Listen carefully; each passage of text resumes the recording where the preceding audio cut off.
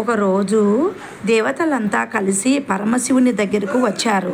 మానవుల సమస్యలు తీర్చడానికి ఒక నాయకుడు కావాలని కోరారు. శివుడు అది విన్నాడు.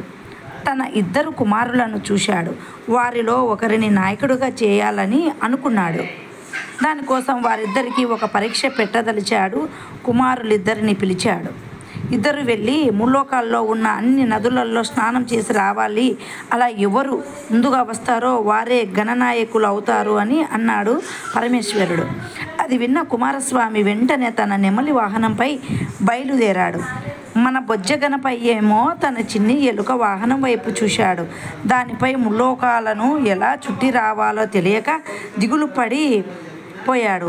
అంతలో అతనికి ఒక ఆలోచన వచ్చింది. తల్లిదండ్రులకు ప్రదక్షిణ చేస్తే 3 లోకాల తిరిగినంత ఫలితం వస్తుందని తండ్రి ఒకసారి ఎప్పుడో తమలో అన్న విషయం గుర్తుకు వచ్చింది విఘ్నేశ్వరునికి. వెంటనే గణేశుడు తల్లిదండ్రులకు నమస్కరించాడు. వారి చుట్టూ 3 ప్రదక్షిణలు చేశాడు. అంతే, ముల్లోకాల్లోని అన్ని నదుల్లో స్నానం చేసిన పుణ్యం లభించింది. మెరుపు వేగంతో ముల్లోకాలు తిరిగి వచ్చాడు కుమారస్వామి. అప్పటికప్పుడే అక్కడ ఉన్న గణేశుని చూసి ఆశ్చర్యపోయాడు. విషయం తెలుసుకున్నాడు. గణేశుని బుద్ధి బలాన్ని శక్తియుక్తులుగా గ్రహించాడు. అతని ఆనందంతో కౌలికించుకున్నాడు. తల్లిదండ్రులు వైపు తిరిగి నమస్కరించాడు.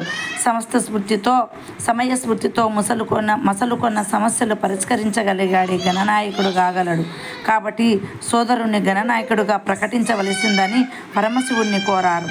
ఆ రోజు భాద్రపద మాసము శుక్లపక్షం చతుర్దశి. అలా రోజు నుండి గణేశుడు విఘ్నరాజుగా వినాయకుడిగా పూజలు అందుకుంటూ ఉన్నాడు.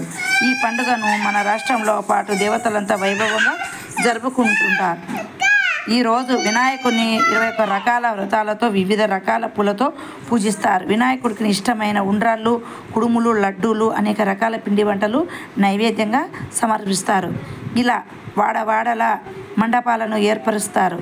జయ జయ ధ్యానాలతో భజనలతో 9 రోజులు చాలా భక్తి శ్రద్ధలతో ఈ ఉత్సవాన్ని జరుపుకుంటారు.